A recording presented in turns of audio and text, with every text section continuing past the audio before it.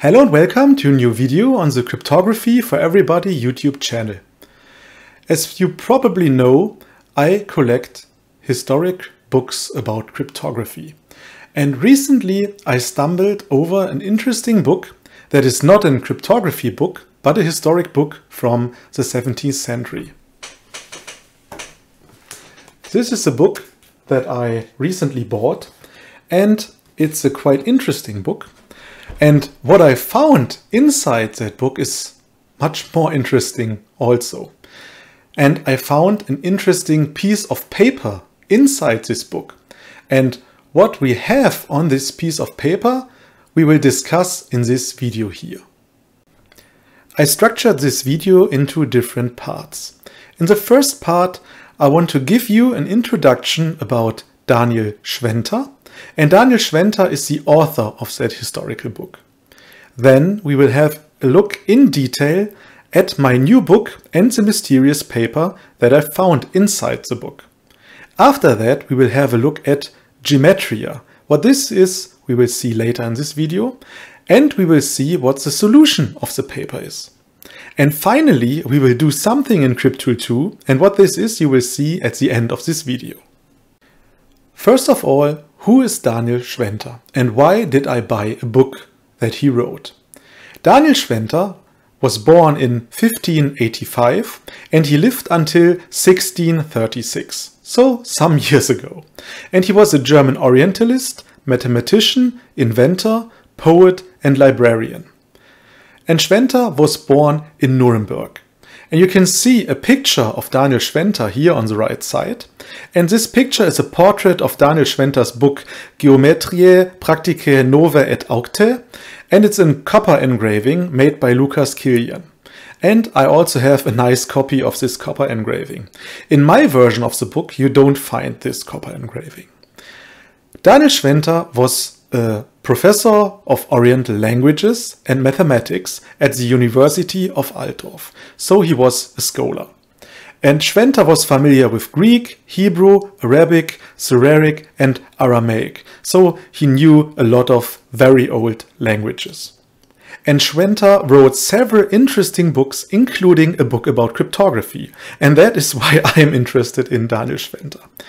And this book about cryptology that I do not own right now, I hope I will find it somewhere and then have a copy or obtain a copy of it, is named Steganologia and Steganographia Nova, Geheime, magische, natürliche Red- und Schreibkunst. This means secret, magical, natural art to write and speak. Now we will discuss my new book and the mysterious paper that I found inside the book. And the book I have shown you and that I bought is Gematria, Practicae Novae et Auctae, and it's from 1667 and has 820 pages. So my edition is from 1667. And it's actually a math book about geometry, including, for instance, how to measure length, distances and surfaces. You can see the nice title page of the book here on the right side. This is also a scan of my book. And despite its Latin title, the book is written in German. So this is also very nice for me. That makes it easier for me to understand it. And the interesting thing with my book is that a previous owner was the Bibliothek des KK Bombardier Corps, which means Library of a Unit of the Austrian-Hungarian Forces in the 18th century. So it was owned by a military academy or a military unit. The book contains a lot of nice copper engravings showing, for instance, examples of measurements and calculations. To be honest, it's quite a nice book with very nice copper engravings, drawings and so on. And the most interesting part for me was that there was hidden a mysterious handwritten paper inside my book that fell off or that we found when we went through the book after I obtained it, after buying it. So let's have a look at this mysterious paper that we found in the book and that is actually not part of this book. So you can see this paper here on the right side and it is a hand-folded piece of paper. It contains one Latin sentence that is Josephus Imperator regnat amore et timore. And it contains numbers in two tables. As you can see, you have one table with numbers here and a second table with numbers here.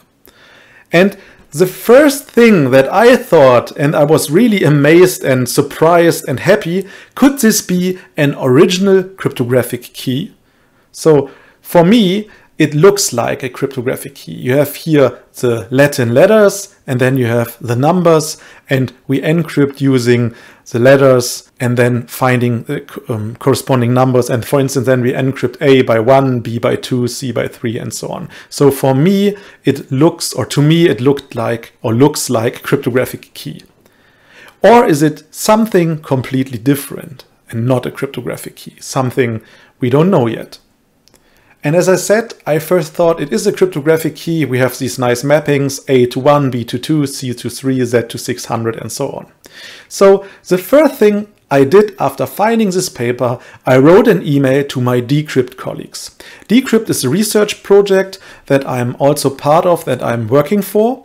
And we have, of course, historians and other cryptologists and very knowledgeable people that could maybe help me to solve the riddle what this paper here is. And parallel to the email, while I was waiting for answers, I searched on the internet.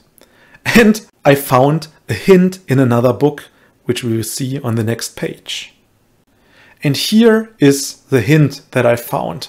And I searched for that Latin sentence that I have shown you, and I found this Latin sentence in another book. Here you see Josephus Imperator regnat amore et timore on that right side. And this here is a printed book. So my book is also printed, but the piece of paper was handwritten.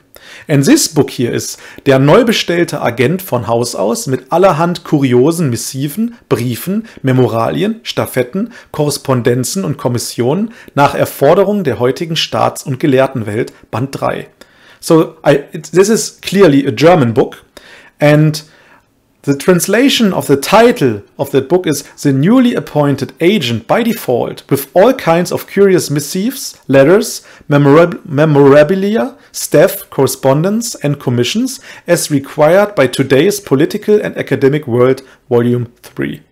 So this is a book about writing and corresponding. And inside this book, I found this table here, and this table here and the numbers here are exactly the same that are written on my piece of paper. As I said, the book contains a one-by-one copy of the content of my mysterious letter, the Latin sentence and the numbers. And then also my Decrypt colleagues George Leslie and Benedict Lang helped me to solve the riddle here. And the solution to my riddle is called Gematria. So what is Gematria? Gematria is a Hebrew alphanumeric code of assigning a numerical value to a name, word or phrase according to its letters. A single word can yield several values depending on the cipher used. So Gematria sums can involve, for instance, single words or a string of lengthy calculations.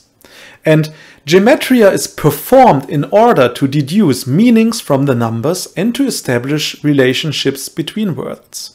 So how does this work? So you have two words, you calculate the sum, and you use, for instance, this table here in Hebrew. You have different Hebrew letters and then the numbers. And for each letter of the Hebrew word, you add the numbers, and as a result, you get a sum over these numbers. And then, for example, let's take the word, my first name Niels, and then the word fast, for instance. And if Niels and fast both get the same or yield the same sum, then it could mean that Niels is fast. And of course, this is this is not very scientific and it's no cryptology, but I think nevertheless it's quite interesting. And this is still used today, as I read on Wikipedia. And this Gematria was used to create, or was performed on the piece of paper in my book. Quite interesting. And what does the phrase mean? I also searched for the meaning of it, and I found that Josephus Imperator regnat amore et timore is derived from the motto of Joseph I, amore et timore, which means reign through love and fear. And who was Joseph I? Joseph I was Holy Roman Emperor from the 5th May 1705 until the 17th of April 1711. And the paper contains the Gematria calculation of the motto of Joseph I. So they took his motto, put his name and title, Imperator, in front of it, and they computed the Gematria sum over that. And the interesting thing is now that the result of that Gematria calculation is 1705. And as you can see here below that picture of Joseph I, the reign of Joseph I began in 1705. And I think this is quite a nice coincidence.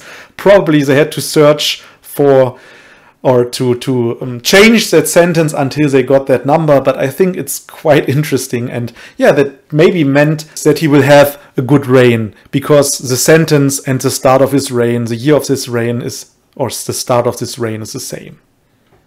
So how does this computation works? Here is an example, and I took the same sentence as from my piece of paper. So we have here the Latin Gematria table as it is written on my piece of paper and as I found it in that book.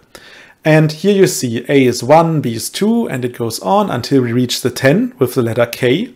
Then it goes to 100 in steps of 10 to the letter T, and then it goes in 100 steps to the letter Z. Here we have 600. And then we have the sentence that I also found in the paper, that's Josephus Imperator regnat amore et timore. And I did the same that they did on my paper. I wrote the words column-wise. Then I took all the numbers for each letter. I computed the sums here. So you always have the sum at the end of a column. And then I computed the sum over the sums. And indeed, I also got 1705. So the Gematria calculation on my piece of paper is correct. Now, there's one question that I have still in my mind, and that is, why was this paper hidden in my geometry book, as geometry has nothing to do with Gematria? And I have one possible answer for that.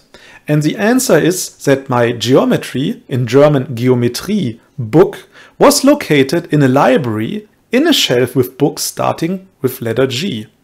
And a Gematria, which is German Gematrie, book was near my book. And someone used the Gematria book and computed the sum and forgot the paper in the Gematria book. Then at some time in history, the paper fell off the Gematria book and someone put it in the wrong book, meaning my geometry book, which was located directly besides the Gematria book. And so the paper was then in my geometry book, and it was a quite long time in that book because the paper is an original 17th century paper, I assume, or 18th century paper. And yeah, it's quite interesting to find something inside my book. And I was really happy, and I think this is some kind of very special thing that you can find in such books.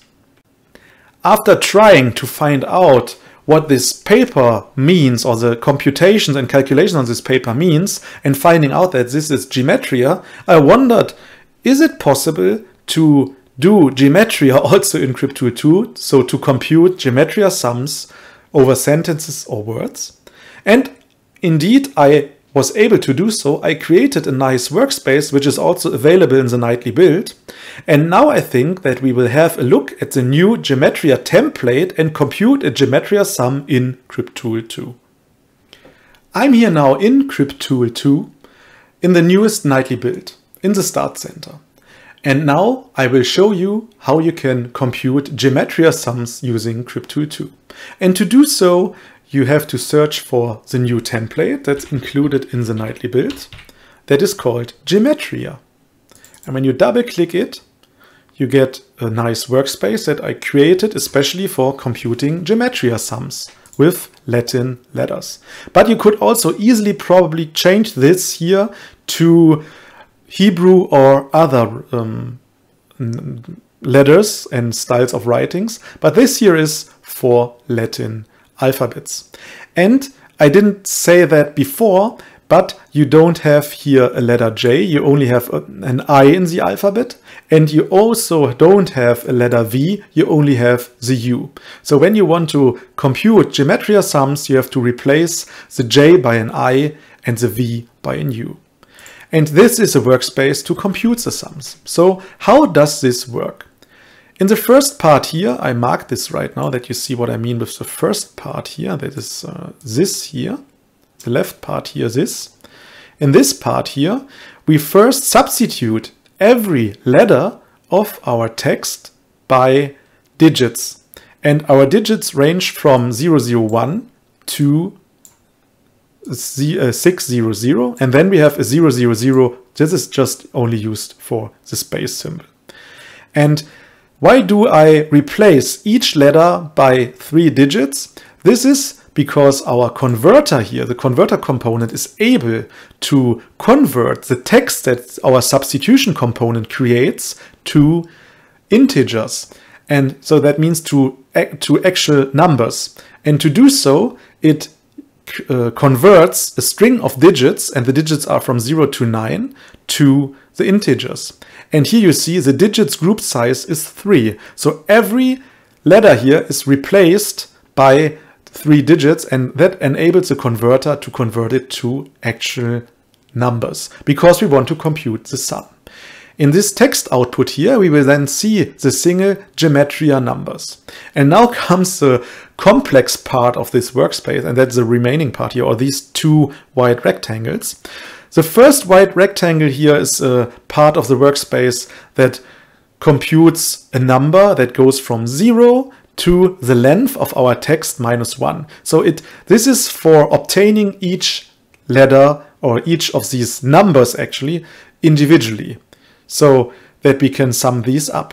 The array indexer component here then uses this offset that is computed here to get a single digit out of the array of digits that the converter created. And then the final part here is also a loop that goes then over all our numbers and computes the sum. So here you have the plus symbol. Here is a loop that computes the sum. And when we reach the last number of our Gematria numbers, it outputs the final Gematria number here. And the other things here are just auxiliary components that are needed. For instance, the Boolean input is needed to start the gate components, and so on and so forth. And here's the text, the number input with 0 here and here are just the initial values for our loops. And to allow the computation of the sum, I had to update the number operations component. That the update needs both inputs, because I had a problem that the number operation actually has been executed too many times, since it didn't wait for both numbers here, for the previous sum and the new number it has to add, and it just started too early, and so we had the wrong numbers here. But by adding the update needs both inputs option to the settings here, now the number operations component can actually wait that it needs 2 new inputs. So, and I think we will now just test it. As you remember, Josephus Imperator regnat amore et timore should give us 1705. And when I now press play, we see here 1705. So this workspace indeed first created a list of single Gematria numbers, and you have the zeros here that are the separators between our words. So we have here a separator. I think I will increase the size that you can see that better. So this here is Josephus regnat amore. Then we have et that has to be no, I forgot the imperator. This here is regnat. Then no, I'm wrong. This here is amore. This is the et, and this is timore. So Josephus Imperator regnat amore et timore into numbers. And then our second component here displays the 1705. And when you want to compute other sentences, you have to stop the workspace. Then you can enter here, for instance, Gematria. and then you can restart it. And then you know that the Gematria sum of the word Gematria is 233. Or you could, for instance, compute the Gematria sum of your name. I just use my name, Niels Kopal, and then I press play. Okay, my Gematria sum is 300, really nice. I don't know what this means. Maybe this means something good, I don't know. And yeah, this is how you can compute the Gematria sums now in CrypTool 2. Keep in mind that this is no actual cryptography. Why is this no cryptography? We have this code here to compute the sums. The problem is that Gematria is not a one, or you cannot encrypt something and then you only get a unique solution. That means, for instance, two words can have the same Gematria sum. Let's create an example. For instance, just with the letters here. Letter C is the 3. So we know when we get a 3, this has to be a C, you would say. But that's wrong. It could also have been A and B. Because A and B, A has 1, B is 2. So when we add A and B, we also get 3. And that is also the same, or that can also happen with words. So the Gematria sum of different words may be the same. And this is why you can create connections with the Gematria between words, because they have the same sums. And this is why this can't be used for encrypting texts. You cannot decipher a Gematria encrypted text to the original plain text, because there are ambiguities. Yeah, and this is why Gematria is not cryptography. But I think it's nevertheless quite interesting. It was also quite interesting to find such a mysterious paper inside my geometry book. And this is everything that I wanted to show you in this short video. Now you know what Gematria is, and maybe you can also use this workspace to compute your own Gematria sums if you're interested in that. Yeah, and I hope you enjoyed this video. If yes, please give a thumbs up. And also, if you did not yet subscribe to this channel, I would be really happy if you do so. This really helps me to grow the channel and to make CrypTool 2 more popular. So thank you very much for watching, and see you in the next video.